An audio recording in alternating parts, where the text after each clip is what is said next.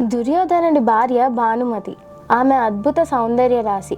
కృష్ణుడు వారి రాజభవనానికి అతిథిగా వచ్చినప్పుడు ఆమె వయసు కేవలం 17 సంవత్సరాలు. కృష్ణుడి చేత మద్యం తాగించి ఆ మత్తులో ఆయన చేత ఏదైనా ప్రమాణం తీసుకోవాలని దుర్యోధనుడు ఒక పన్నాగం పన్నాడు. అందుకుగాను అతను అన్ని రకాల ఏర్పాట్లు చేశాడు. విందులో కావలసినంత మద్యం అందేటట్టుగా జాగ్రత్తలు తీసుకున్నాడు. దుర్యోధనుడు స్నేహితులు వచ్చి అందరూ మితిమీరి మద్యం సేవించారు.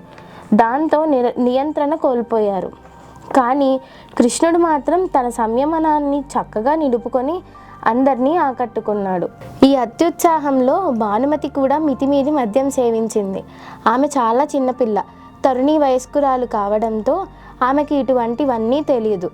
ఆమె తూలడం ప్రారంభించింది. కొంతసేపటికి అక్కడున్న వారందరూ తూలడం ప్రారంభించారు. దాంతో పరిస్థితులు అదుపు తప్పిపోయాయి.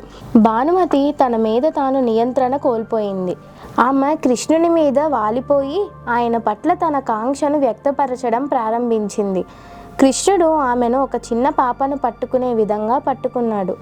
ఆ స్థితిలో ఆమె ఒకవేళ ఏమైనా అదుపు తప్పి ప్రవర్తిస్తే ఆ తర్వాత వచ్చే పరిణామాలను ఆమె ఎదుర్కొనలేదు. అంతటితో హస్తినాపురానికి మహారాణిగా ఆమె జీవితం ముగిసిపోతుంది. అందువల్ల ఆయన ఆమెను తీసుకొని ఆ రాజ ప్రాంగణంలో భానుమతి అత్తగారైన గాంధారి మందిరంలోకి వెళ్ళి అక్కడ ఆమెను అత్తగారికి అప్పగించాడు. మర్నాడు ఉదయం భానుమతి మనసు ఇలా చేసినందుకు కృష్ణుడి పట్ల అపారమైన కృతజ్ఞతాభావంతో నిండిపోయింది. అప్పటి నుండి ఆమె కృష్ణ భక్తురాలు అయిపోయింది.